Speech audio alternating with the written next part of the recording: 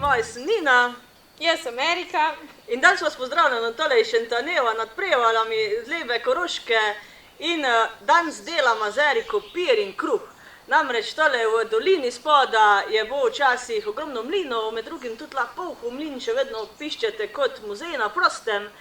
Drugač pa tudi je tole mlinarska pot, po kateri vas prav lepo vabimo vsako soboto in moštna cesta. Tole je namreč na kmetiji Dvornik, imajo enega najboljših moštov sploh na Koroškem in seveda vodi moštna cesta vse do Šentanjeva, kjer je prelepa gorska vasica. Tako da zdaj nam bo malo Erika povedala, kaj je dava noter v kruha, ne?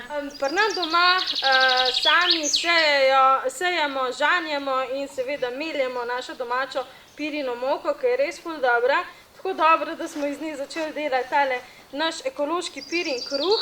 Zanj smo dobili že zlato priznanje na dobrotah slovenskih kmetij. Tako da vam moram povedati, da je recept za ta kruh, kako bi rekel, že sproba, ne?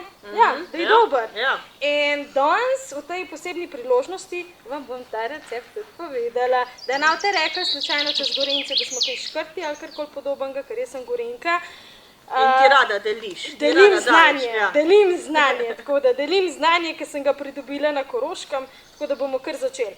Rabimo 750 gramov domače, res dobre, kvalitetne, najbolj Dvornikove pirine moke, tako da to imamo tukaj. Dodali bomo 8 gramov, ne dekagramov, 8 gramov kvasa, not.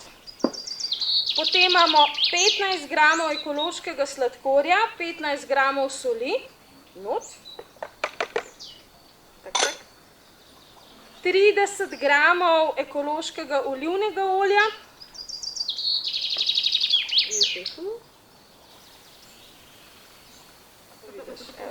Takole.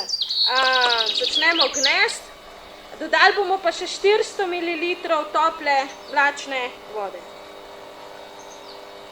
No in tole se bo zdaj gnetel kakšne 3, 4, 5 minut. Če slučajno vmes grem kam drgam, pa pozabim, ampak načeloma toliko cajta. In to je to. Počakamo, da se zgnete. Zgnetel se je. Z Nino nismo nikamor šle. Štole smo še vedno in zdaj bo Erika to vse dol sprejela. In ta celotna masa se bo pol štonetela, ne? Da prvo bo treba malo počakati, Nina. A ja? Majhen je treba, testo mora ene pol ure počivati in tada! Evo, testo je počival. No, zdaj pa, uja.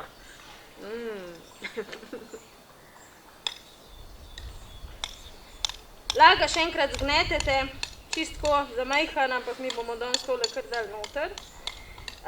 Testo je v modelu še pol ure do 1 uro. Potem pa kaj naredite? Pečico segrejete na 240 stopinj. Ko je pečica segreta, zmanjšate temperaturo na 200 stopinj, date pekač v pečico in pečete na 200 stopinjah 25 minut in potem pride. Tada! Mislim, res je svež, še vid, spečen. Najbolj dober kruh na Koroškem, ki ga je še vročega pojem. Ja, In ga zalijem dol z Dvorniku in moštem. Tako, in to boste lahko probali, če ste prišli. Ja, pridite povabljeni na Dvorniku kmetijo v Šentanjev na Koroško, ker zdaj je čas Moja Slovenija, da nas odkrijete. Pa pa.